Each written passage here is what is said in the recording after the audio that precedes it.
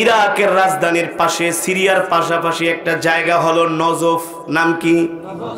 ওই নজফে মুসলমান ছিল, মুসলমানের উপরে খ্রিস্টান ইহুদিরা মিলে অত্যাচার করত।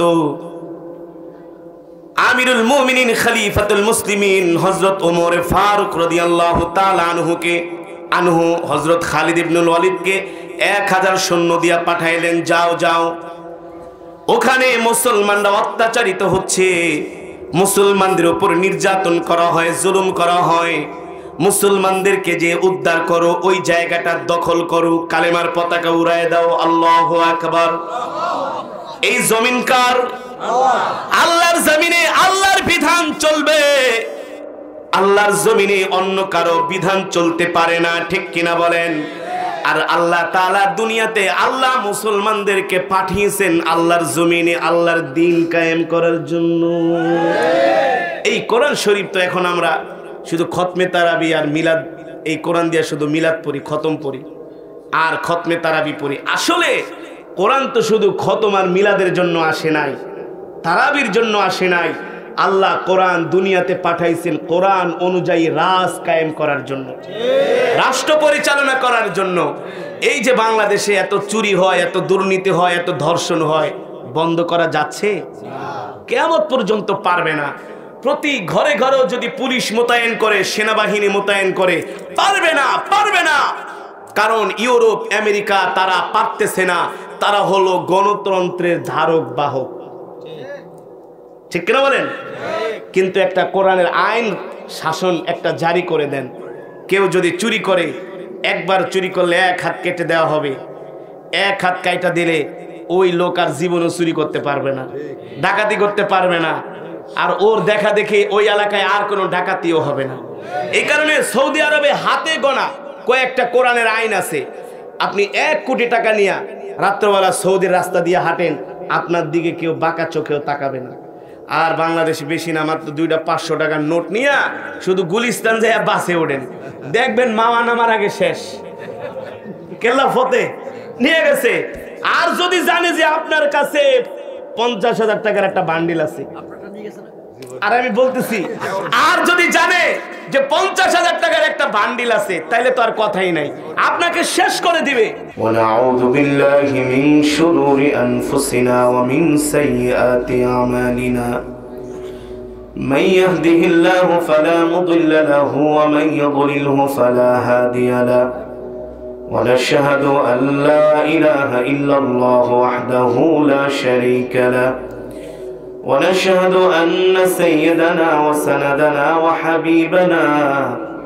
وحبيب قلوبنا وطبيبنا ومولانا محمد الذي أرسله بالحق بشيرا ونذيرا وداعيا إلى الله بإذنه وسراجا منيرا أما بعد فأعوذ بالله من الشيطان الرجيم بسم الله الرحمن الرحيم إنما المؤمنون الذين إذا ذكر الله وجلت قلوبهم وإذا تليت عليهم آياته زادتهم إيمانا وعلى ربهم يتوكلون فقال تعالى الله لا إله إلا هو الحي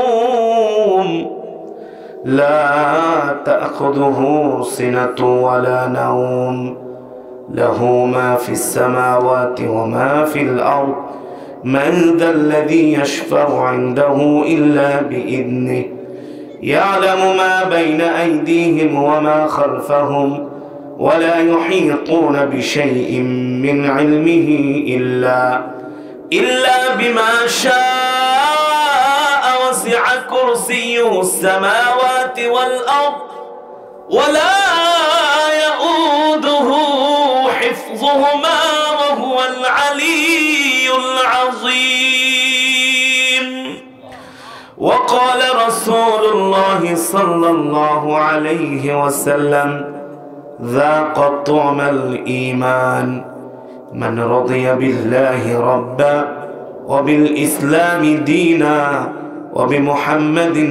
সাল্লাল্লাহু আলাইহি ওয়াসাল্লাম ফাকাদ ক্বালা আল্লাহু তাআলা ইন্নাল্লাহা ওয়া মালাইকাতাহু ইউসাল্লুনা আলান নবী ইয়া আইয়ুহাল্লাযীনা আমানু সাল্লু আলাইহি ওয়া সাল্লিমু তাসলিমা। আসুন নবীজির মুহাব্বতে দরুদ পড়ি, দরুদ ইব্রাহিম। আল্লাহুম্মা সাল্লি আলা মুহাম্মদ ওয়া আলা আলি মুহাম্মদ কামা সাল্লাইতা আলা ইব্রাহিম। আওয়াজ করে মাশাআল্লাহ। নবীজির প্রতি একবার দুরূদ শরীফ পড়লে আল্লাহ তাআলা 10 বার রহমত নাজিল করেন, সাথে সাথে 10টা গুনাহ মাফ করে দেন। তাহলে নবীজির প্রতি দুরূদ আস্তে পড়তে হবে নাকি জোরে? মহব্বতের সাথে পড়তে হবে, ঠিক কিনা বলেন? আরো হাদিস শরীফে এসেছে এই দুনিয়ার জমিনে যে যত বেশি নবীজির প্রতি দুরূদ পড়বে জান্নাতে সে তত কাছাকাছি নবীজির থাকবে। সুবহানাল্লাহ। এত কৃপণতা কেন? জোরে আওয়াজ করে পড়েন। আল্লাহুম্মা বারিক আলা মুহাম্মদ ওয়া আলা আলি মুহাম্মদ কামা বারাকতা আলা ইব্রাহিম ওয়া আলা আলি ইব্রাহিম ইন্নাকা হামিদুম মাজিদ। بلغ العلا بكماله كشف الدجى بجماله حسنت جميع خصاله صلوا عليه وآله। আসুন আল্লাহর প্রেমে পাগল হয়ে হৃদয় উজাড় করে কিছুক্ষণ সময় জিকির করে লা ইলাহা ইল্লাল্লাহ, লা ইলাহা ইল্লাল্লাহ, লা ইলাহা ইল্লাল্লাহ, লা ইলাহা ইল্লাল্লাহ, লা ইলাহা ইল্লাল্লাহ, লা ইলাহা ইল্লাল্লাহ, লা ইলাহা ইল্লাল্লাহ, লা ইলাহা ইল্লাল্লাহ, লা ইলাহা ইল্লাল্লাহ, লা ইলাহা ইল্লাল্লাহ, লা ইলাহা ইল্লাল্লাহ,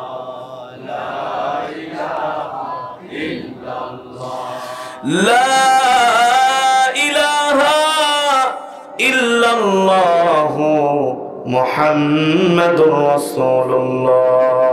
জোরে জোরে বলি সাল্লাল্লাহু।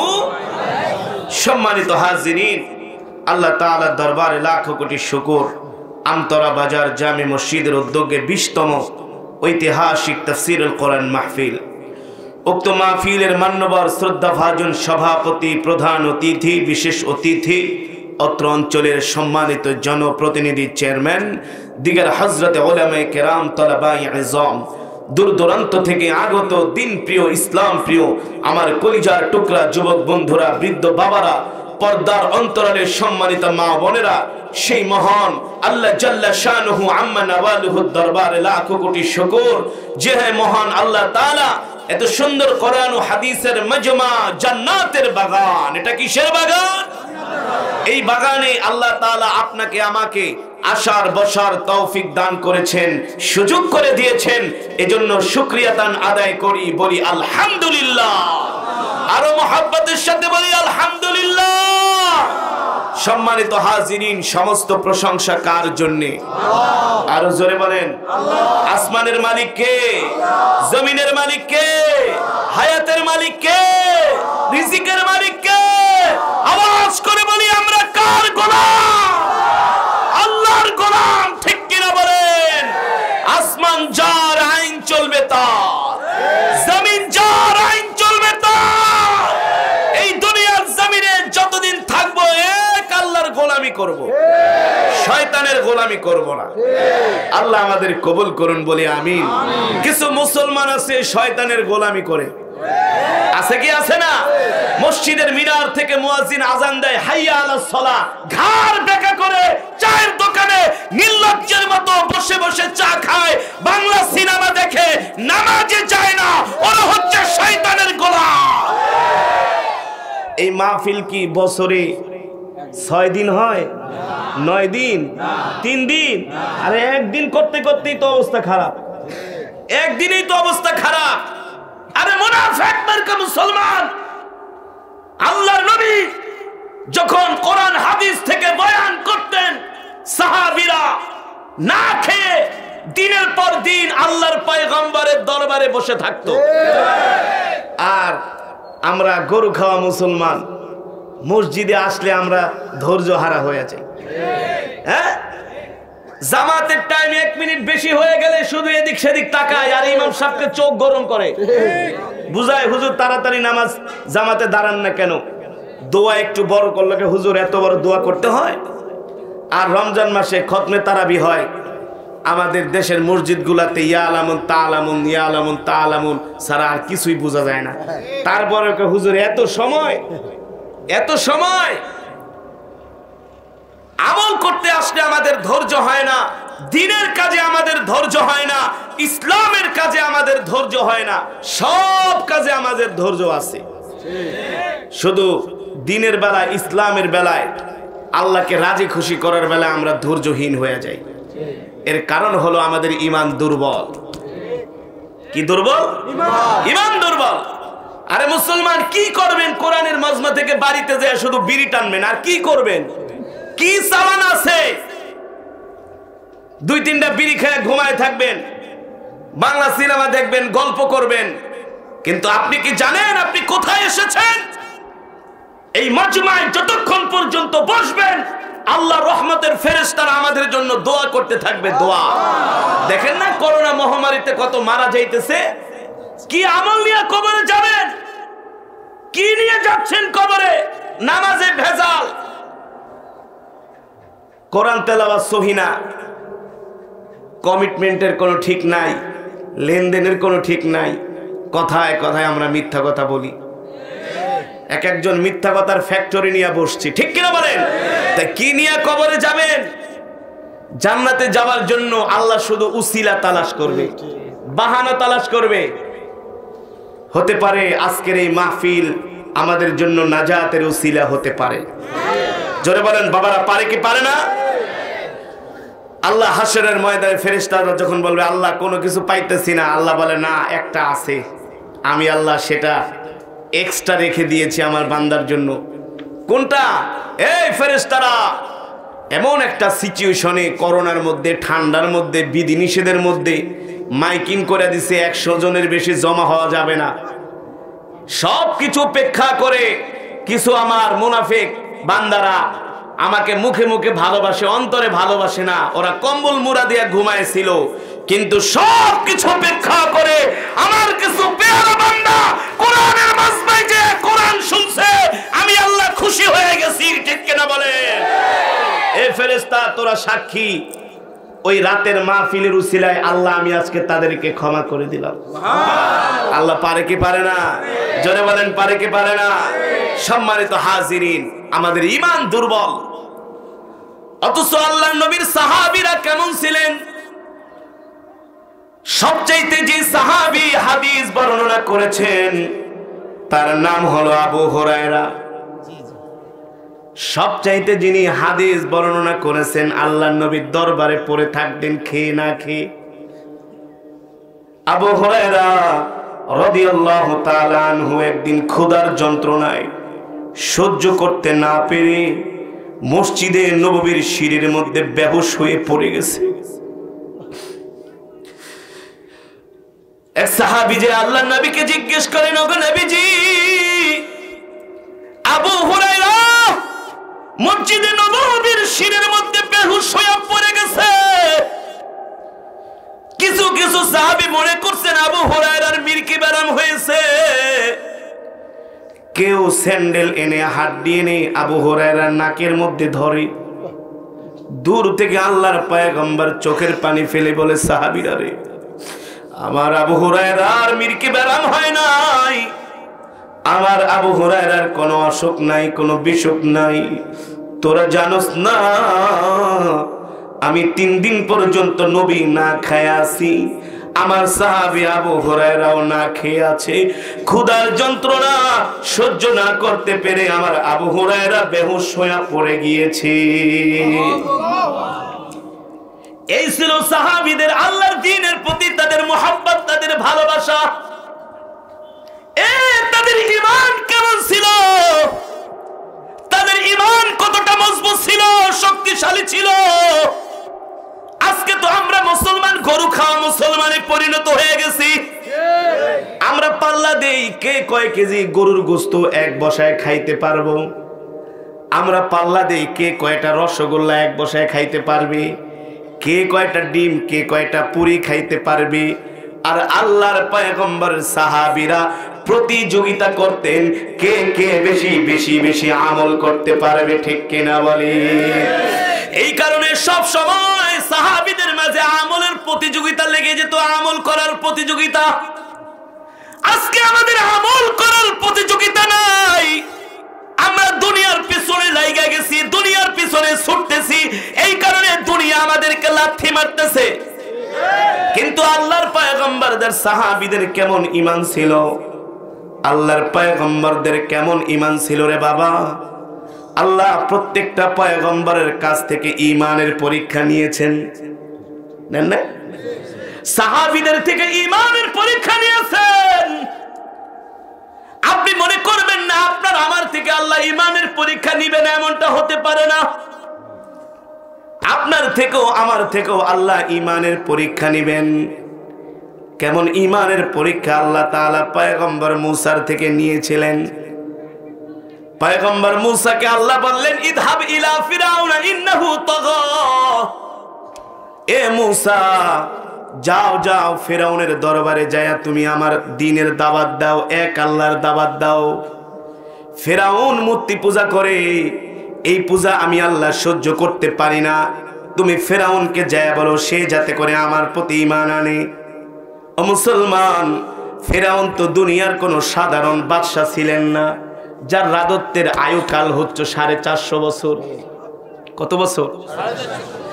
একজন মাত্র নবী মূসা বলে তুমি যাও ফিরাউনকে যায়া দ্বীনের দাওয়াত দাও। পয়গম্বর মূসা বললেন, ওগো আল্লাহ, ক্বালু রাব্বুনা ইন্না নাখাফু আন ইয়াফরুতা আলাইনা আও আন ইয়াতগা। ওগো আল্লাহ, আমরা যদি যায়া ফিরাউনকে দ্বীনের দাওয়াত দেই, ফিরাউন মোটেও আমাদের সাথে ভালো আচরণ করবে না, কারণ ফিরাউনের স্বভাব সম্বন্ধে আমরা জানি। অথচ ঈমান কেমন ছিল আল্লাহ নির্দেশ দিয়েছেন। পয়গম্বর মূসা 1 সেকেন্ড দেরি করে নাই, আল্লাহর নির্দেশ পায়া ফিরাউনের দরবারে যায় বলে, ও ফিরাউন, ফিরাউন আমি আপনাকে কিছু কথা বলার জন্য আসছি। মূসাকে দেখে ফিরাউন বলে, হে মূসা, তুমি কি জন্য আমার দরবারে আসছো? বলে, ফিরাউন তুমি মাটি দিয়া মূর্তি বানায়া সেই মূর্তিকে পূজা করো, মোটেও এটা আল্লাহ গ্রহণ করবে না। মনে রাখো, এই মূর্তি পূজা করার কারণে তুমি ধ্বংস হয়ে যাবা। ফিরাউন বলে, মূসা আমি কি করব? বলে, এক আল্লাহর প্রতি ঈমান আনো। ফিরাউন বলে, মূসা রে তুমি কোন আল্লাহর ভয় দেখাইতেছো? আনা রব্বুকুমুল আলা, আমি তো বড় খোদা। নাউজুবিল্লাহ বলেন, আরো জোরে নাউজুবিল্লাহ বলেন। পয়গম্বর মূসা বলে, ফিরাউন তুমি খোদা তো হইবা দূরের কথা, এখন পর্যন্ত তুমি তো মানুষই হইতে পারো নাই। ফিরাউন বলে, বেটা মূসা মানুষ হইতে পারি নাই মানে তুমি বলো কি? বলে, হ্যাঁ, যে আল্লাহ তোমাকে খাওয়ায়, যে আল্লাহ তোমাকে পালে, যে আল্লাহ তোমাকে বাঁচায়, যে আল্লাহ তোমাকে অক্সিজেন দেয়, তুমি সেই আল্লাহর বিরুদ্ধে বলতেছো আনা রব্বুকুমুল আলা। আরে ফিরাউন রে, তুই খোদা তো দূরের কথা, বরে খোদা তো দূরের কথা, তুই তো এখন পর্যন্ত মানুষই হইতে পারোস নাই। আগে মানুষ হওয়ার চেষ্টা কর। ফিরাউন বলে, মূসা এত বড় সাহস, তুমি কার দরবারে আসছো তুমি কি জানো? পয়গম্বর মূসা বলে, আমি জানি। বলে, তুমি জানো আমি তোমাকে কি করতে পারি? পয়গম্বর মূসা বলে, তুই আমার একটা পশমও ছিঁড়তে পারবি না। আল্লাহু আকবার। আর জোরে বলেন আল্লাহু আকবার। কেমন ঈমান ছিলেন পয়গম্বরের। আমরা তো আজকে হক কথা বলতে ভয় পাই, উচিত কথা বলতে ভয় পাই, কোরআনের কথা বলতে ভয় পাই, ঠিক কিনা বলেন? আমাদের ইমান তো এমন ইমান, 500 টাকার জন্য আমরা ইমান বিক্রি করে দিই। কথা বলেন না কেন?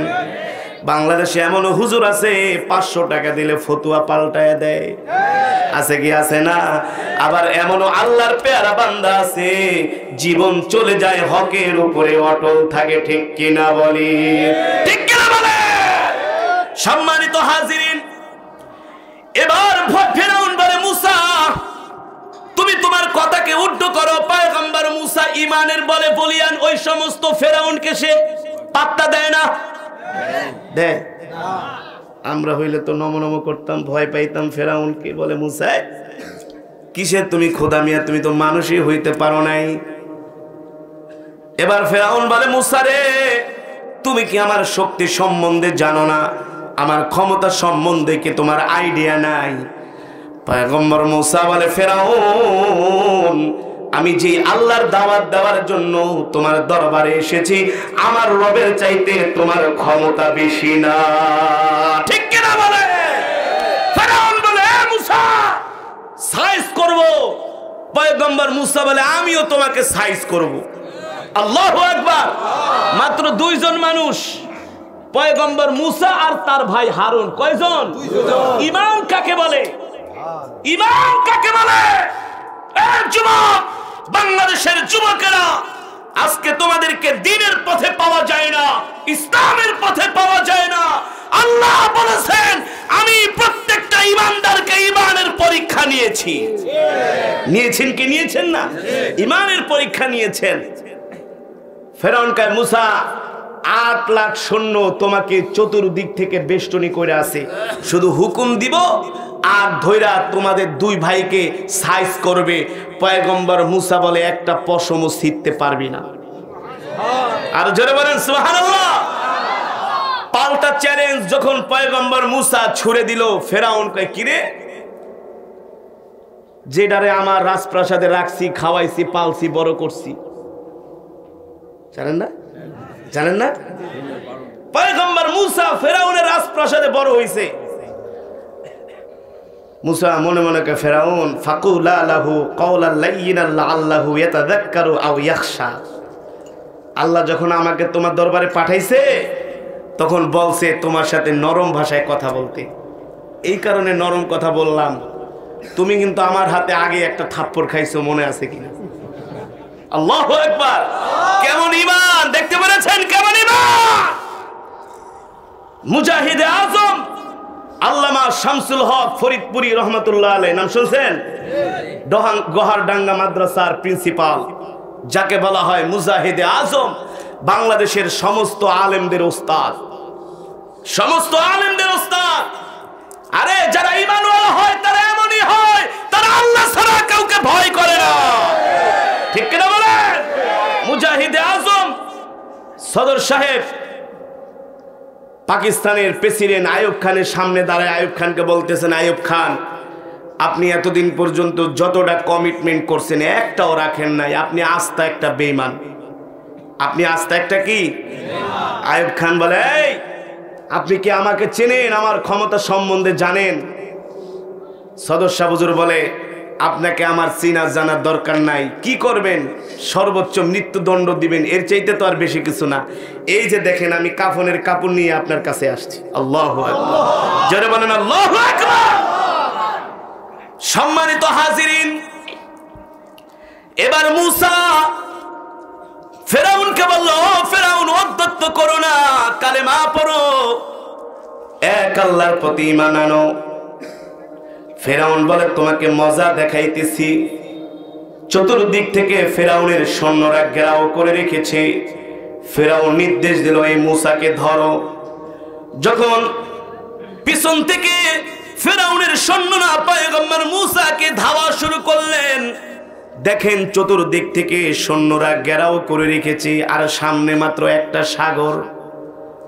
পয়গম্বর মুসা আসমানের দিকে হাত উঠায় বলে আল্লাহ তোমার দ্বীনের দাওয়াত দেওয়ার জন্য ফেরাউনের দরবারে আসলাম, তুমি যদি আমাদেরকে সাহায্য না করো আমরা তো এখন আল্লাহ শেষ হয়ে যাব।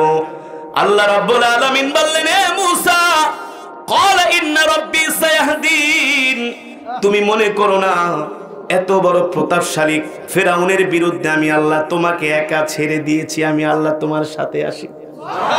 আরো জোরে বলেন সুবহানাল্লাহ। মূসা রে ভয় পেও না, তুমি যে ঈমানের পরিচয় দিয়েছো, তোমার যে ঈমানের শক্তি, ঈমানের বলে বলিয়ান হয়ে ফেরাউনের সামনে তুমি হক কথা বলেছো, দ্বীনের কথা বলেছো, আমি আল্লাহ তোমাকে একা ছেড়ে দিব না, অবশ্যই আমি আল্লাহ তোমাকে বাঁচার জন্য পথ বের করে দিব। আল্লাহু আকবার। পয়গম্বর মূসা বেঁচেছে কিন্তু ফেরাউন বাঁচে নাই। বাঁচে? আমরা যখন মিশরে পড়াশোনা করতাম মাঝে মাঝে টাকা টুকা জমায়া, কারণ ওই শয়তানদারে দেখতে হইলে অনেক টাকা লাগে। মিশরি 1000 পাউন্ড লাগে। কয় হাজার? 1000 পাউন্ড লাগে। এখন তো পাউন্ডের দাম বাড়ছে, ওই সময় 2500 3000 টাকা ছিল। আমরা মাঝে মাঝে ফেরাউনের দেখতে একেবারে নীল নদের পাশে তাহের স্কোয়ারের পাশে ওই ফেরাউনের লাশটা রাখা মিউজিয়াম, সেখানে আমরা যাইতাম। যাওয়ার পরে কোরআনের আয়াত মনে পড়ে যেত ফেরাউনকে দেখলে। আরে এই ফেরাউন ও ছিল একটা তরমুজ বিক্রেতা। কি ছিল? গরিব, ছোট লোক, ফকুন্নি, আনকালচার। সেখান থেকে আল্লাহ তাকে বাদশা বানাইছে, সম্পত্তি দিছে, প্রভাব প্রতিপত্তি দিছে। সম্পত্তি পায়া, ক্ষমতা পায়া আল্লাহকে ভুলে গেছে। আল্লাহর কোরআনের বিরুদ্ধে, দ্বীনের বিরুদ্ধে যখন হাত উঠাইছে, আল্লাহ বলে ফেরাউন 450 বছর দেখছি, আর না, আর না। আল্লাহ ছাড় দেয় কিন্তু ছেড়ে দেয় না। আল্লাহ ছাড় দেয় কিন্তু ছেড়ে দেয় না। যারা ইসলামের বিরুদ্ধে কথা বলে আল্লাহ তাদেরকে ছাড়ে না, ছাড়ে না। আল্লাহ মাঝে মাঝে তাদেরকে অবকাশ দেয়, দেখে তারা কি করে। যখন দেখে বেশি তিরিং বিরিং করে, আল্লাহ বলে তোর সময়, তোর সময়। এই ফেরাউনও কিন্তু 450 বছর পয়গম্বর মূসাকে জ্বালাইছে, মুসলমানদেরকে জ্বালাইছে, বনি ইসরাইলদেরকে জ্বালাইছে, সন্তান পর্যন্ত হইতে দেয় নাই। প্রেগনেন্ট মহিলাদেরকে ধরে ধরে জবাই করছে যাতে পুত্র সন্তান হইতে না পারে। আরে বেটা, আল্লাহ যদি চায় তোর ফেরাউনকে তোর 14 গোষ্ঠীও ফিরায় রাখতে পারে না। আল্লাহ পয়গম্বর মূসার জন্ম দিয়েছেন, ফেরাউনের রাজপ্রাসাদে রাইখা পয়গম্বর মূসাকে বড় করেছেন। ইন্নাল্লাহু আলা কুল্লি শাইইন কাদির, সর্বময় ক্ষমতার মালিক কে?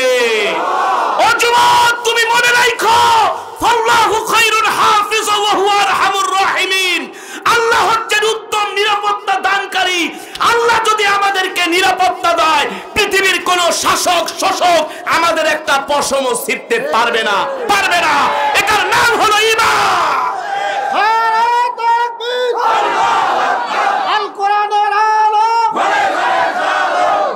এটার নাম কি? ঈমান। ফাল্লাহু খায়রুন হাফিজা ওয়া হুয়া আরহামুর রাহিমিন, উত্তম নিরাপত্তা দানকারী আল্লাহ। এ যুবক, তুমি কি বোঝো না?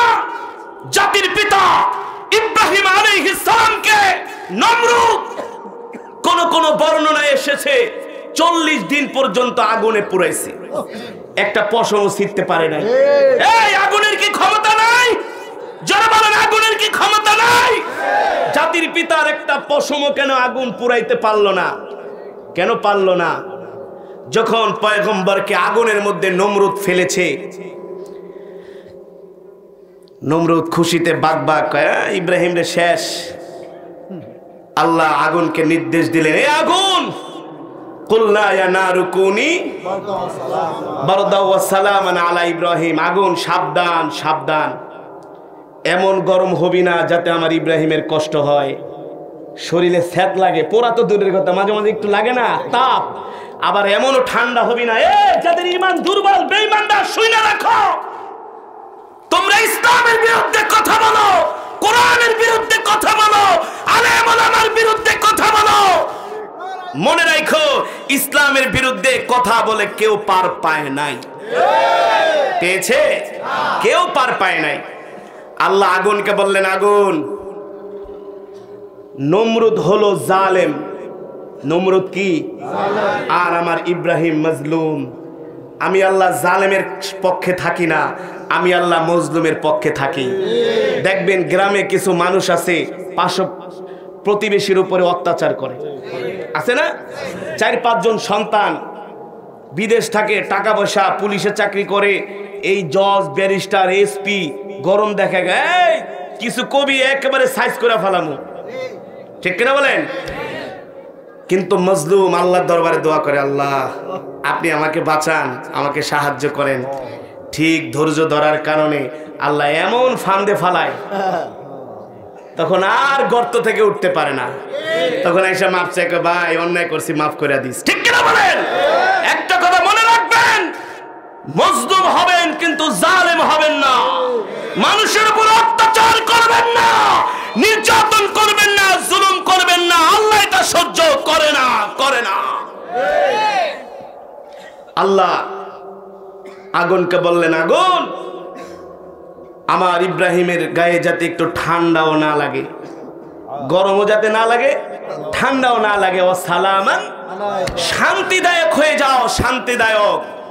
পয়গম্বর ইব্রাহিমকে যখন অগ্নিকুণ্ড থেকে বের করা হয়েছে, জিজ্ঞেস করা হয়েছিল, আব্বাজান সবচেয়ে মজা কোন জায়গায় পেয়েছিলেন? ওই যে 40 দিন ছিলাম আগুনে, সবচেয়ে মজা পেয়েছি। আল্লাহু আকবার, আল্লাহু খায়রুন হাফিজা ওয়া হুয়া আরহামুর রাহিমিন। যুবকরা, আজকে তোমরা ইসলাম থেকে দূরে, দিন থেকে দূরে, ধর্ম থেকে দূরে। আজকে তোমরা নেশা করো, গাঁজা খাও, ইয়াবা খাও, ফেন্সিডিল খাও, মদ খাও, ঠিক কিনা বলেন? তোমরা মনে করো খাও দাও ফুর্তি করো, দুনিয়াটা মস্ত বড়। গাঁজা খাইতে পাইলে মনে হয় রাজা হয়ে গেছো, আসলে কিছুই না। তুমি লাল মিয়াই ছিলা, ঠিক কিনা বলেন? তোমার ঈমানকে মজবুত করো, আল্লাহকে খুশি করো। দুনিয়ার জমিনে সমস্ত দায়িত্ব আল্লাহ তার কুদরতি হাতে নিয়ে নিবে, ঠিক কিনা বলেন? তুমি দুনিয়াকে আঁকড়ে ধরবা, দুনিয়া তোমাকে লাথি মারবে। আর তুমি আল্লাহকে ধরবা, দুনিয়া তোমার পায়ের নিচে চলে আসবে। সুবহানাল্লাহ বলেন। সম্মানিত হাজিরিন, এতে ছিল আল্লাহর পয়গম্বরদের ঘটনা। আল্লাহর সাহাবীদের ঈমান কেমন ছিল রে বন্ধু? আল্লাহর পয়গম্বরের সাহাবীরা বিষ খাইতেন, বিষও তারা হজম করে ফেলতেন। বিশ্বাস হয় না? বলেন হুজুর এটা আবার কেমন কথা? হ্যাঁ, ঈমান যদি মজবুত হয়, আল্লাহর প্রতি যদি বিশ্বাস, অটল বিশ্বাস, অবিচল ঈমান যদি আল্লাহর উপরে থাকে, মুমিন তুমি বিষ খাইবা, বিষও হজম হয়ে যাবে। রাসূলের প্রিয় সাহাবী খালিদ ইবনুল ওয়ালিদ, নাম শুনছেন? যাকে বলা হতো সাইফুল্লাহ, মানে আল্লাহর তরবারি। কার তরবারি? আল্লাহর তরবারি। আল্লাহু আকবার। রোমান 3 লক্ষ সৈন্যের বিরুদ্ধে মাত্র 3000 সৈন্য জিহাদ করে তারা বিজয় অর্জন করেছেন। সেই সেনাপতি ছিলেন হযরত খালিদ ইবনুল ওয়ালিদ। আল্লাহু আকবার। হযরত ওমরের জামানায় খালিদ ইবনুল ওয়ালিদকে পাঠানো হলো ইরাকের রাজধানীর পাশে, সিরিয়ার পাশাপাশি একটা জায়গা হলো নজফ। নাম কি? ওই নজফে মুসলমান ছিল, মুসলমানের উপরে খ্রিস্টান ইহুদিরা মিলে অত্যাচার করত। আমিরুল মুমিনিন খলিফাতুল মুসলিমিন হযরত ওমর ফারুক রাদিয়াল্লাহু তাআলা আনহু হযরত খালিদ ইবনুল ওয়ালিদকে 1000 সৈন্য দিয়া পাঠাইলেন, যাও যাও, ওখানে মুসলমানরা অত্যাচারিত হচ্ছে, মুসলমানদের উপর নির্যাতন করা হয়, জুলুম করা হয়। মুসলমানদেরকে যে উদ্ধার করো, ওই জায়গাটা দখল করো, কালেমার পতাকা উড়ায় দাও। আল্লাহু আকবার। এই জমিন কার? আল্লাহর জমিনে আল্লাহর বিধান চলবে, আল্লাহর জমিনে অন্য কারো বিধান চলতে পারে না, ঠিক কিনা বলেন? আর আল্লাহ তাআলা দুনিয়াতে আল্লাহ মুসলমানদেরকে পাঠিয়েছেন আল্লাহর জমিনে আল্লাহর দ্বীন কায়েম করার জন্য। এই কোরআন শরীফ তো এখন আমরা শুধু খতমে তারাবি আর মিলাদ, এই কোরআন দিয়ে শুধু মিলাদ পড়ি, খতম পড়ি আর খতমে তারাবি পড়ি। আসলে কোরআন তো শুধু খতম আর মিলাদের জন্য আসে নাই, তারাবির জন্য আসে নাই। আল্লাহ কোরআন দুনিয়াতে পাঠাইছেন কোরআন অনুযায়ী রাজ কায়েম করার জন্য, রাষ্ট্র পরিচালনা করার জন্য। এই যে বাংলাদেশে এত চুরি হয়, এত দুর্নীতি হয়, এত ধর্ষণ হয়, বন্ধ করা যাচ্ছে? কিয়ামত পর্যন্ত পারবে না। প্রতি ঘরে ঘরেও যদি পুলিশ মোতায়েন করে, সেনাবাহিনী মোতায়েন করে, পারবে না, পারবে না। কারণ ইউরোপ, আমেরিকা তারা পারতেছে না, তারা হলো গণতন্ত্রের ধারক বাহক। ঠিক কিনা বলেন? কিন্তু একটা কোরআনের আইন শাসন একটা জারি করে দেন, কেউ যদি চুরি করে, একবার চুরি করলে 1 হাত কেটে দেওয়া হবে। 1 হাত কাইটা দিলে ওই লোক আর জীবনও চুরি করতে পারবে না, ডাকাতি করতে পারবে না, আর ওর দেখা দেখে ওই এলাকায় আর কোনো ডাকাতিও হবে না। এই কারণে সৌদি আরবে হাতে গোনা কয়েকটা কোরআনের আইন আছে। আপনি 1 কোটি টাকা নিয়ে রাত্রবেলা সৌদির রাস্তা দিয়ে হাঁটেন, আপনার দিকে কেউ বাঁকা চোখেও তাকাবে না। আর বাংলাদেশে বেশি না, মাত্র 2টা 500 টাকার নোট নিয়ে শুধু গুলিস্তান যায় বাসে ওঠেন, দেখবেন মামা নামার আগে শেষ, কেল্লা ফতে নিয়ে গেছে। আর যদি জানে যে আপনার কাছে 50,000 টাকার একটা বান্ডিল আছে, আর আমি বলতেছি, আর যদি জানে যে 50,000 টাকার একটা বান্ডিল আছে, তাইলে তো আর কথাই নাই, আপনাকে শেষ করে দিবে, জানে মেরে ফেলবে, তারপরও টাকা আপনার থেকে নিবেই নিবে, নিবেই নিবে। ঠিক কিনা বলেন? আমরাও গত 15 দিন আগে এক মাহফিলে গিয়েছিলাম বাঞ্ছারামপুর। কোথায়? বাঞ্ছারামপুর ওয়াজ মাহফিলে। যাওয়ার পরে যুবকরাকে, হুজুর আমার মসজিদে আসছে এক গ্রুপ, আয়সা দাওয়াত দিয়ে গেছে। আমিও চিন্তা করলাম, গ্রাম প্রত্যন্ত অঞ্চল, সেখানে কোরআনের দাওয়াত পৌঁছে দেওয়া এটা আমাদের দায়িত্ব।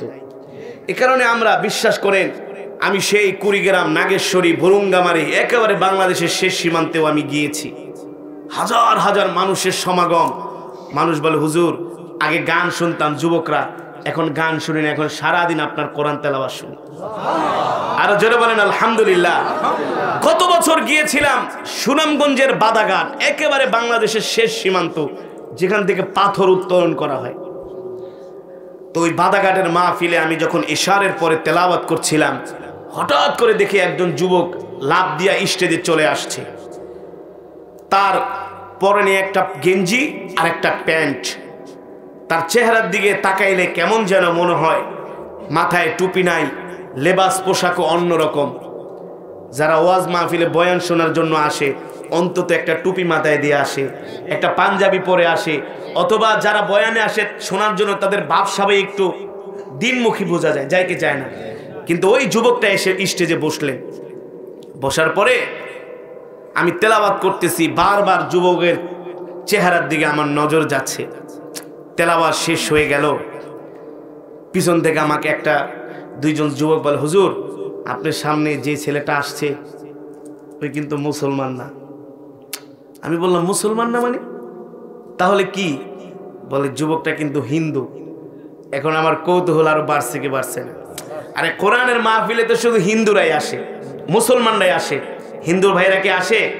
আসে না। কিন্তু আমি যখন গোহারডাঙ্গা মাদ্রাসায় প্রোগ্রাম করতাম, গোহারডাঙ্গা অনেক হিন্দু বাড়ি আছে মাদ্রাসার পাশে, ছাত্ররা চান্দা কালেকশন করতে গেলে বলতো, এই ওই হুজুরটা কি আসবো, যে পিচ্ছি হুজুর যেটা কেরাত পরে, ওটা যদি আহে তাহলে আমরা চান্দা দিব। তা আমি টানা 8 বছরে গোহারডাঙ্গার মাদ্রাসায় গিয়েছি, অনেক হিন্দুরা এসে কোরআন তেলাওয়াত শুনে। তো এখন একজন যুবক বলে, হুজুর উনি কিন্তু হিন্দু। পরে আমার তেলাওয়াত শেষ হয়ে গেল, ওই যুবকটা আমার কাছে আসলো, বলে, হুজুর আমার নাম হচ্ছে কার্তিক চন্দ্র শীল। নাম কি? হুজুর আমি কিন্তু হিন্দু। আমি বললাম, তুমি হিন্দু তাহলে? বলে, হুজুর আমি কিন্তু মোবাইলে গোপনে গোপনে আপনার তেলাওয়াত শুনি। আর জোরে বলেন আলহামদুলিল্লাহ। ওই প্রোগ্রামের আমি ছিলাম প্রধান অতিথি, আর একজন ওয়াইজ ছিল, তার নাম হলো মাওলানা শরীফুজ্জামান রাজীবপুরী, তিনিও ছিলেন ওই মাহফিলে। তাই আমি বললাম, ভাই তুমি আসছো? বলে, হুজুর আমি একটা অনুরোধ নিয়ে আসছি। কি অনুরোধ? বলে, হুজুর আমি সিদ্ধান্ত নিয়েছি কোরআন তেলাওয়াত শুনে আমি আপনার হাতে হাত রেখে কালেমা পড়ে মুসলমান হয়ে যাব। আর জোরে বলেন সুবহানাল্লাহ। আগে ছিল বেঈমান, এখন হবে কি? ইমানদার। আমি বললাম, যুবক? বলে, হুজুর এই দেখেন মোবাইলের ভিতরে আপনার তেলাওয়াত, আমি তেলাওয়াত শুনে সিদ্ধান্ত নিয়েছি আমি মুসলমান হবেই হব। আমি বললাম, যুবক রে, আমি যদি এখন তোমাকে মুসলমান বানাই, আগামীকালকে 71 টেলিভিশন আমার বিরুদ্ধে রিপোর্ট করব যে হুজুর হিন্দুকে ধইরা জোর করে মুসলমান বানাইছে। কারণ 71 টেলিভিশন শুধু আলেমদের পিছনে লাগাই থাকে। ঠিক কিনা বলেন? আলেমদের পিছনে না, ইসলামের বিরুদ্ধে, ওদের এজেন্ডাই হচ্ছে ধর্মের বিরুদ্ধে, আর কোনো কথা নাই। একটু হুজুরদের ইসলামের নামগন্ধ পাইলেই হয়েছে। আচ্ছা, বাংলাদেশে আরো চ্যানেল আছে না, আমি কারো নাম বলছি, 71 আর ডিবিসি, এই দুইটা একেবারে নাম্বার 1 হারামি। শুধু আলেম ইসলামের বিরুদ্ধে সব সময় সুপার গুলোর মতো লেগে থাকে, ঠিক কিনা বলেন? মূলত বাংলাদেশের মুসলমান এই দুইটা চ্যানেল পছন্দ করে না। কারণ বুঝতে হবে, এদেশ ওলিয়া উলিয়াদের দেশ, ওলামায়ে কেরামের দেশ। যত কিছুই করো না কেন, ইসলামের বিরুদ্ধে চলে গেলে সোনা তোমার 2 পয়সারও দাম নাই। এ কারণে টাকলা মুরাদ রাস্তা দিয়ে গড়ে কেউ জিগায়ও না। বেলুলেস হয়ে গেছে। তথ্যমন্ত্রী বলছিল এটা 3 মাস ধরে পাগল হয়েছে। আজ আবল তাবল বলে, আমরা বলি 3 মাস না 6 মাস আগের থেকে বলছে এটা পাগল, এটারে পাবনা পাঠান। আলহামদুলিল্লাহ, মাননীয় প্রধানমন্ত্রীকে ধন্যবাদ, ওই পাগল ছাগল মন্ত্রিসভা থেকে বাদ দিয়েছে, ঠিক কিনা বলেন? সম্মানিত হাজিরিন, তা আমি বললাম, ভাই আমি তোমাকে এখন মুসলমান বানালে তো আমার অসুবিধা হবে। কিছু এলাকার আয়োজক কমিটি বলে, হুজুর একটা কাজ করি, আমাদের জনপ্রতিনিধি চেয়ারম্যান সাহেবের সাথে একটু কথা বলি। এখন এই ছেলেটা মুসলমান হইতে চায়, না বানাইলেও কেমন একটা খারাপ হয়ে যায় না, তার মনে কষ্ট লাগবে, সে ঈমান আনতে চায়। আল্লাহ যদি হাসরের মাঠে আমাকে ধরে, এই কারি নিজের জীবনের রিস্ক নেস নাই দিনের জন্য, অথচ আমার নবী উহুদের ময়দানে দান মোবারক শহীদ করছে, তুই ভয়ে তুই মুসলমান বানাস নাই। যদি পরের দিন তোর নামে মামলা হইতো, আমি কই যা হওয়ার হবে, যা মুসলমান বানাবো।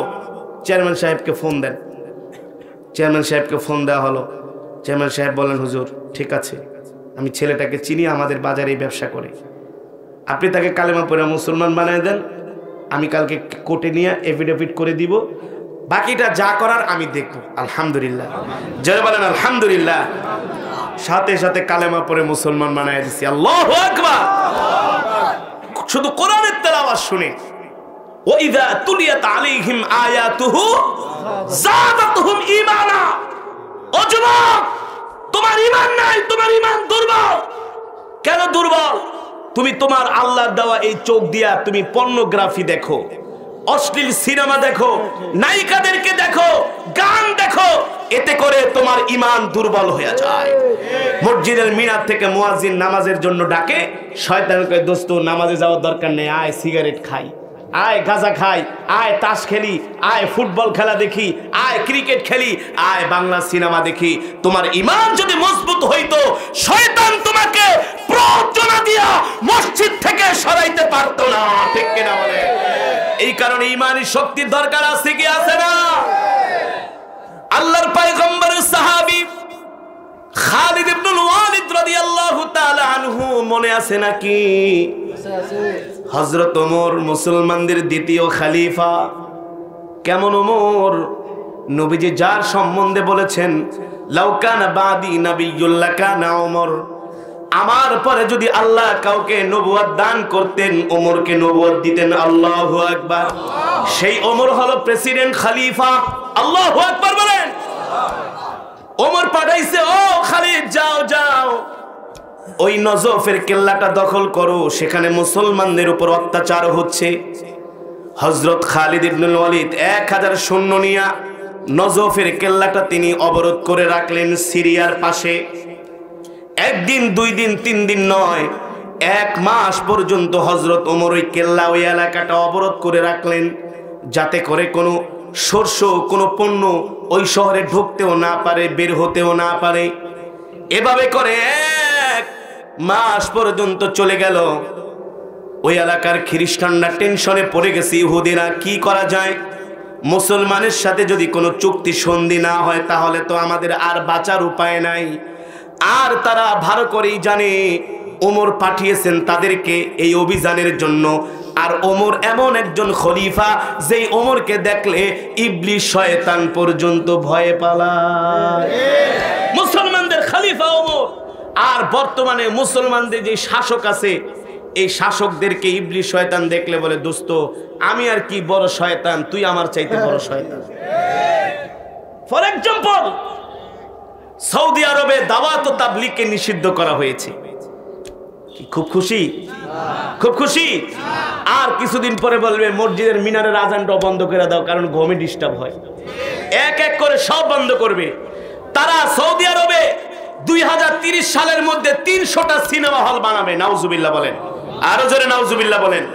গত সপ্তাহে জেদ্দায় তারা একটা কনসার্টের আয়োজন করেছিল। আল্লাহ এমন গজব দিছে, একেবারে মরুভূমির ঝড়, বালু ঝড় যাকে বলে, মরু ঝড় শুরু হয়ে গেছে। যে সৌদিতে কোনোদিন ওই জায়গায় বৃষ্টিও হয় না, ঝড়ও হয় না, সেই জায়গায় মরু ঝড় আর তুফান শুরু হয়ে গেছে। কনসার্ট বন্ধ করে তারপরে পালাতে বাধ্য হয়েছে। কারণ আল্লাহর পবিত্র জমিনে যেখানে দ্বীনের দাওয়াতকে বন্ধ করে দেওয়া হয়, আর পতিতালয় চালু করেছে, নাম দিছে হালাল পতিতালয়। নাউজুবিল্লাহ, কত বড় শয়তান চিন্তা করতে পারছেন?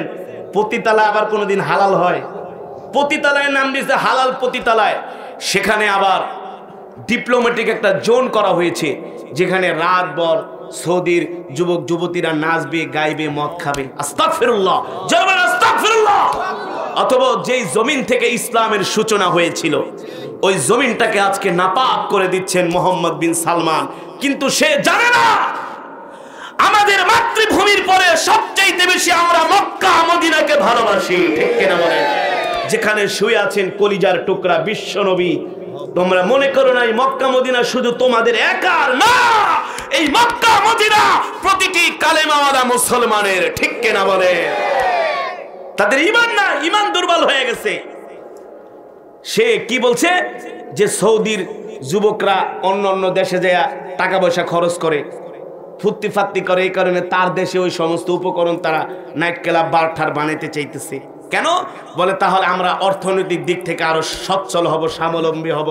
এই আমরা হজ আর ওমরা কইরা তোমগো বছরে যে বেটার ট্যাক্স দেই, এটি খাইয়ে তো তোমরা শেষ করতে পারো না নাকি? যেই টিকিটের দাম বাড়া, হোটেলের দাম, খাইতে গেলে দাম, ওমরা করতে যাই, হজ করতে যাই, ভ্যাট ট্যাক্স দিয়া সারা পৃথিবীর মুসলমানরা তোমাদেরকে দিতেছে, তারপরে তোমাদের পেট ভরে না।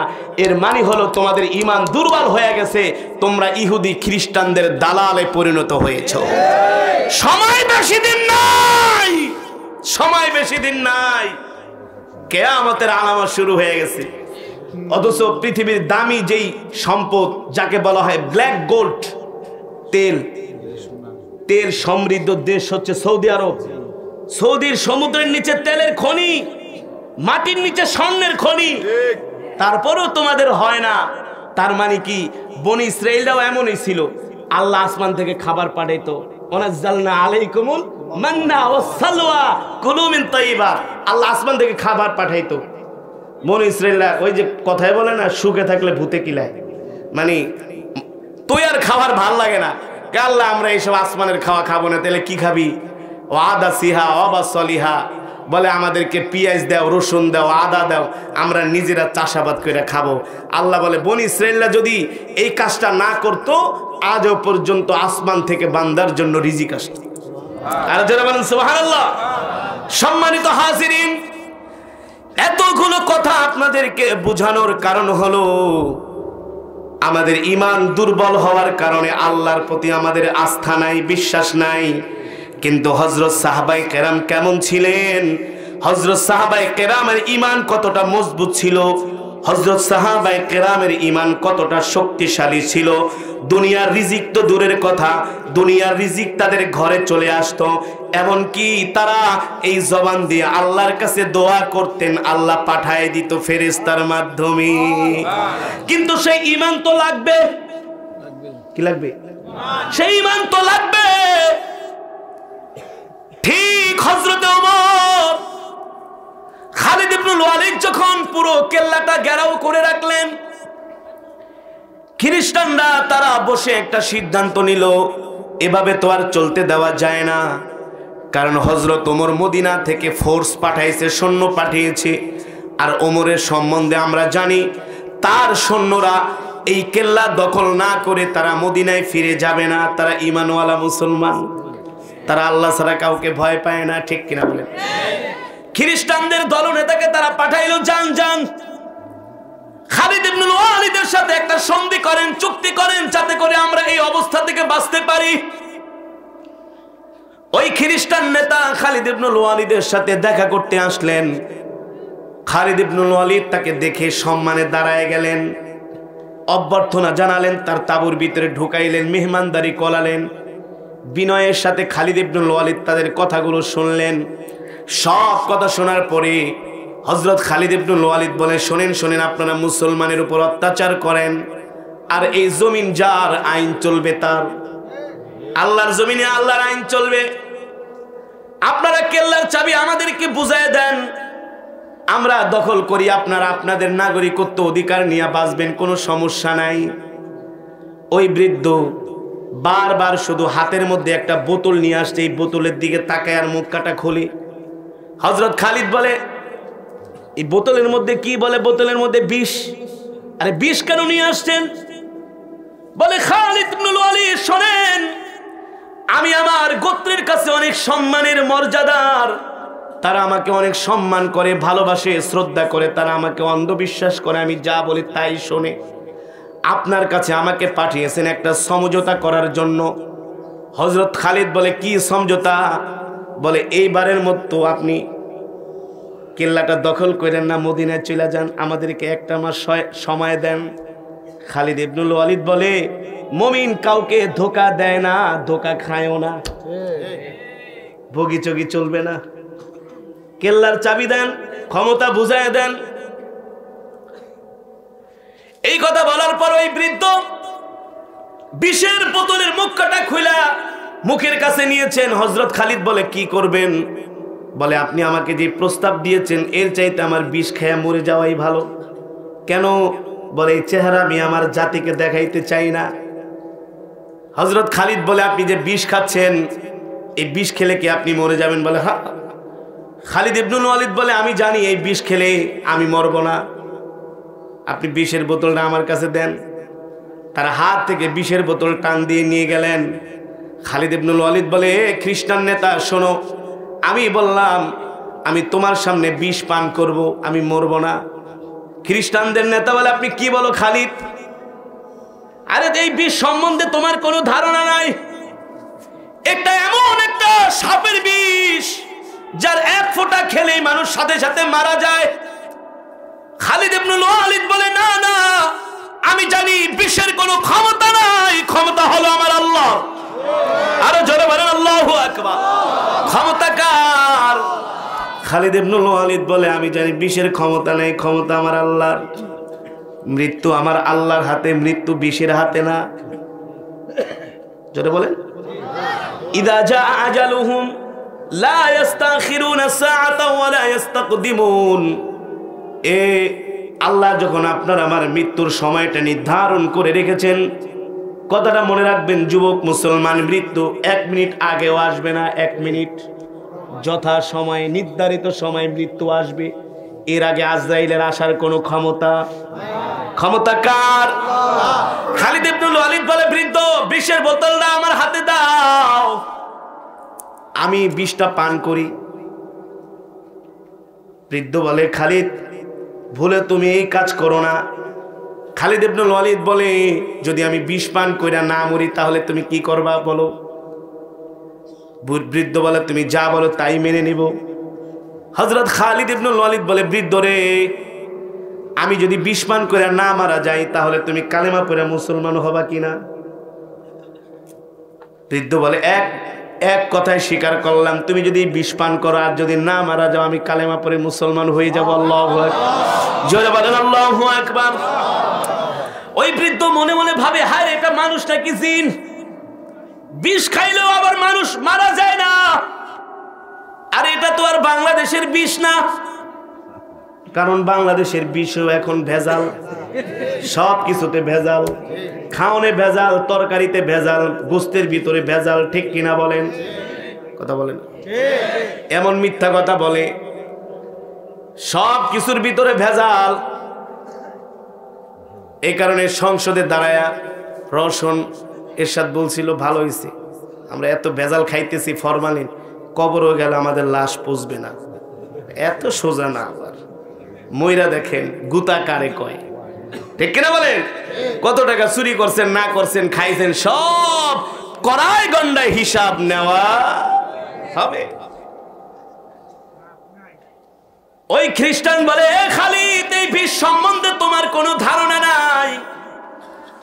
হযরত খালিদ ইবনুল ওয়ালিদ বলে, এ খ্রিস্টান দলনেতা, শোনো বৃদ্ধ, আমার নবী মুহাম্মদ সাল্লাল্লাহু আলাইহি সাল্লাম আমাকে একটা দোয়া শিখায় গেছেন, কেউ যদি এই দোয়া পড়ে মৃত্যু ছাড়া আল্লাহ তাকে সব বিপদ থেকে হেফাজত করবে। আর জোরে বলেন সুবহানাল্লাহ।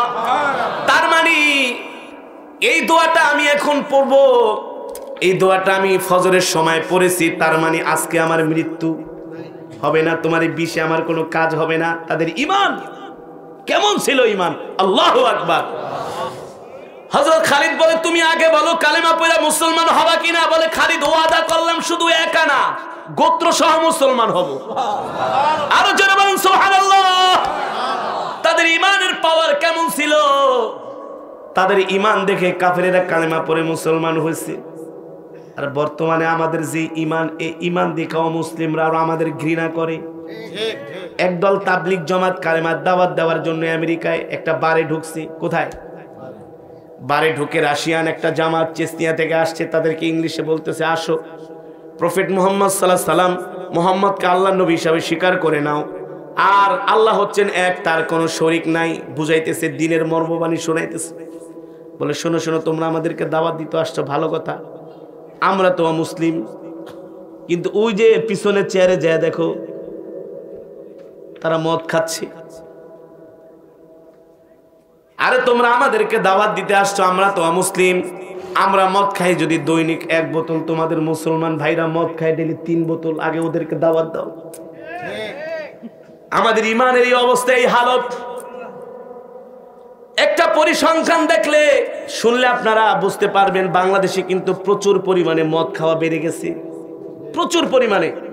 ওই দিন পত্রিকায় দেখলাম 2019-20 সালে 66 লক্ষ কিলোমিটার, 66 লক্ষ কিলো মদ উৎপাদন হয়েছে। যেই মদের ফ্যাক্টরি, এটা হচ্ছে দর্শনাতে, চুয়াডাঙ্গা দর্শনা, এটার ফ্যাক্টরি, অ্যালকোহল যেখানে তৈরি হয়। বলতেছে যে এখন এই বছরে আরো বেশি অর্ডার আছে। তার মানে 66 লক্ষ কিলোতে হবে না। আরে 66 লক্ষ কিলো তো এক 31st নাইটে খায়া শেষ করে দিছে। 31st নাইটে দেন না। ঢাকা শহরে এখন এমনও বিয়ে হয় যে বিয়েতে মদ ছাড়া পার্টি হয় না। এক একটা মদ খায়া বুদের মতো চিত হয়ে কাইত হয়ে থাকে। এত মদ বেড়ে গিয়েছে, বিয়া নেশা দ্রব্য এত বেশি এখন। এই মদ বাংলাদেশের নিম্ন মধ্যবিত্তরা খায় না, মধ্যবিত্তরাও খায় না। এই মদ কারা খায়? যারা বাংলাদেশের উচ্চবিত্ত, যাদেরকে ভিআইপি সিআইপি বলা হয়। 1 বোতল মদ নিয়ে 10,000 টাকা, এদিকে মধ্যবিত্তরা জীবনে পারবে? নিম্ন মধ্যবিত্তরা পারবে? তারাই পারবে যারা কলমের খোসা দিয়া কোটি কোটি টাকা কামায়। ঠিক কিনা বলে? ওই মদ খায়া চিৎকায় ধরে পড়ে থাকে। আমি একটা গবেষণা, ওয়াল কদরি খাইরিহি ওয়া শাররিহি মিনাল্লাহি তাআলা ওয়াল বাতি বাদাল মাউত। এ বৃদ্ধ, তুমি জানো না আমরা তো এমন এক রবের প্রতি ঈমান এনেছি। বলে, তোমাদের রবের পরিচয় কি? আল্লাহু আকবার। তুমি আমাদের রবের পরিচয় জানবা। আমাদের রব হলো এমন রব, আল্লাহু লা ইলাহা ইল্লা হুয়াল হাইয়ুল কাইয়্যুম। আল্লাহু আকবার। তিনি ছাড়া কোনো উপাস্য নাই, একমাত্র ইবাদতের উপযুক্ত আমাদের আল্লাহ, আমার রব। ঠিক কিনা বলেন? লা তাখুযুহু সিনাতু ওয়ালা নাওম। আমার রব ঘুমায় না, তাকে ঘুম আচ্ছন্দ করে না। ঠিক কিনা বলেন? আমার রব তন্দ্রা যায় না, নিদ্রায় যায় না। লাহু মা ফিস সামাওয়াতি ওয়া মা ফিল আরদ। আসমান আর জমিনের মাঝে যা কিছু আছে সব হচ্ছে আমার রবের। ঠিক কিনা বলেন? সব কিছু আমার রবের কথায় উঠা বসা করে।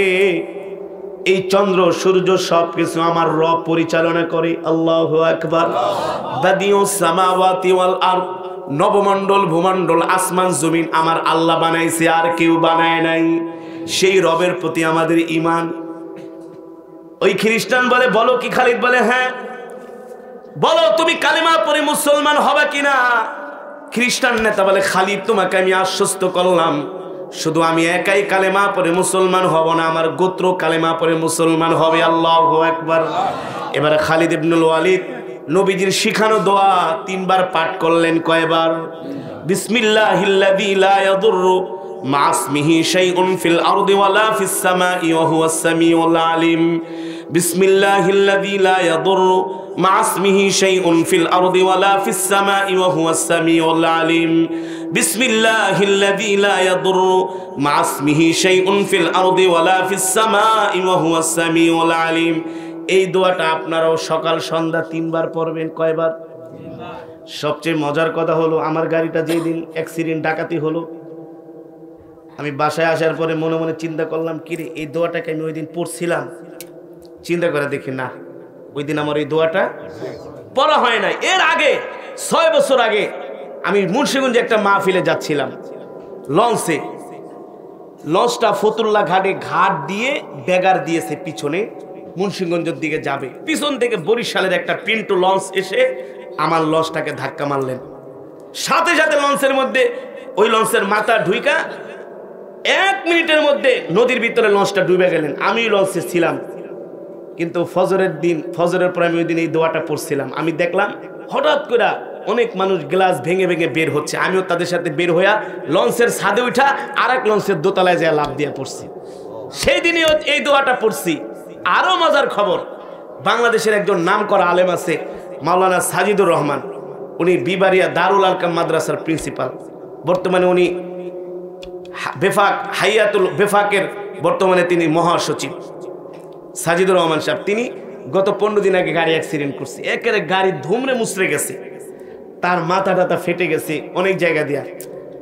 তো তিনিও তার সাথে দেখা করতে গেছে অনেক আলেম ওলামা। বলে, ভাই আসলে কি ওই দিন আমি ওই দোয়াটা পড়তে ভুলে গেছি। এই দোয়াটা আপনি যেদিন পড়বেন, মৃত্যু ছাড়া, কি ছাড়া? মৃত্যু ছাড়া সকল বিপদ আপদ থেকে আল্লাহ হেফাজত করবে। যেহেতু আপনার এখন মনে আছে এই দোয়াটা, খালিদ ইবনুল ওয়ালিদ বলে আমার তো মনে আছে এই দোয়াটা পড়া, তার মানে আজকে আমার কি হবে না, মৃত্যু হইলে আমি অটোমেটিক দোয়াটা ভুলে যাবে। আবার এই দুর্বল ইমান নিয়ে আবার আপনারা যে আবার বিষ খাওয়া শুরু করেন না। আমাদের সেই ইমান হয় নাই, সেই ইমান আমাদের নাই। আমাদের কেমন ইমান? আমাদের ইমান হলো চাকরি আমাদেরকে খাওয়াবে, ব্যবসা আমাদেরকে খাওয়াবে, বাণিজ্য আমাদেরকে খাওয়াবে, এটা হলো আমাদের ইমান। কিন্তু সাহাবীদের ইমান ছিল কে খাওয়াবে? এ মুসলমান, শাহজালাল মুজাদ্দিদ ইয়ামানি কালেমার দাওয়াত দেওয়ার জন্য সেই ইয়ামান থেকে আসছে। সিলেটের সুরমা নদী পার হবে, গৌর গোবিন্দ নৌকা, স্পিরিট বোট, ট্রলার যা ছিল সব সরায় ফেলছে। শাহজালাল মুজাদ্দিদ ইয়ামানি জায়নামাজকে কিস্তি বানায়া সুরমা নদী পার হয় নাই। ইমান ছিল কি ছিল না? সাহাবীদের ঘরে খাবার নাই, নবীজির কাছে আসছে, যে যাও নামাজ পড়ো, নামাজ পড়লেই খাওয়ান আসবে। ঠিকই নামাজ পড়ছে, আল্লাহ ফেরেশতার মাধ্যমে সাহায্য পাঠাইছে। সেই ইমান কি আমাদের আছে? যদি আমরা সেই ইমানের বলে বলিয়ান হতে পারি, আমরাও বিষ খাইলে সেই বিষ পানি হয়ে যাবে। ঠিক কিনা বলে? হ্যাঁ, কারণ মৃত্যুর মালিক আল্লাহ। খালিদ ইবনুল ওয়ালিদ 3 বার দোয়া পড়ে বলল, বৃদ্ধ তুমি আমার দিকে তাকাও। এই কথা বলে 1 বোতল বিষ এক টান দিয়া খেয়ে ফেললেন। আল্লাহু আকবার। সাথে সাথে আধা গ্লাস পানি খাইলেন। কয় গ্লাস? বৃদ্ধ তো ভয়ে থরথর করে কাঁপতেছে, মনে হয় একটু পরে আমাকে তার সৈন্যরা গ্রেফতার করবে। খালিদ ইবনুল ওয়ালিদ বলে, ভয় পেও না, ভয় পেও না, চিন্তা করো না, টেনশন করো না। বিষ খাওয়ার পরে খালিদ ইবনুল ওয়ালিদের শরীরের মধ্যে ঘাম বের হচ্ছে, ঘাম। বিষে একেবারে তাকে অ্যাটাক করেছে, কিন্তু বিষের অ্যাটাক করেছে কিন্তু তার মৃত্যু হয় নাই। বিষের কোনো ক্রিয়া তার শরীরে লাগে নাই। বিষ আধা ঘন্টার মধ্যে একেবারে পানি হইয়া ঘাম হইয়া শরীর থেকে বের হয়ে গেছে। আল্লাহু আকবার। আবার আধা ঘন্টা পরে বললেন, আর 1 গ্লাস পানি দাও। আবার 1 গ্লাস পানি খাইলেন। এই অবস্থা দেখে ওই খ্রিস্টান দলনেতা অবাক বিস্ময়ে তাকায় রইলেন, আর বললেন, খালিদ তুমি আমাকে কি দেখাইলা, কি কারিশমা দেখাইলা, কি আজব দৃশ্য দেখলাম রে খালিদ। বাপ দাদার 14 গোষ্ঠী তো তেমন দেখে নাই। আল্লাহু আকবার।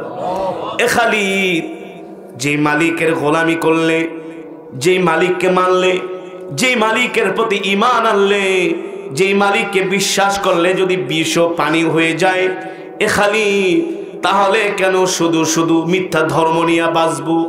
কেন আমার জাতির মানুষেরা মূর্তিকে পূজা করবে, মূর্তিকে রব হিসাবে মানবে?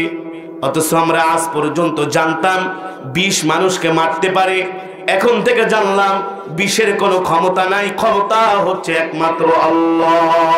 জোরে বলেন কার? খালিদ আর দেরি করো না, সাথে সাথে আমাকে কালেমা পড়ে মুসলমান বানায় দাও। আল্লাহু আকবার। তিনি মুসলমান হয়ে গেলেন। তিনি বললেন, খালিদ আরেকটু ওয়েট করো, আমি আমার গোত্রের কাছে যাচ্ছি, আমার গোত্রের সব মানুষদেরকে তোমার দরবারে এনে তাদেরকেও কালেমা পড়ে মুসলমান বানায় দাও।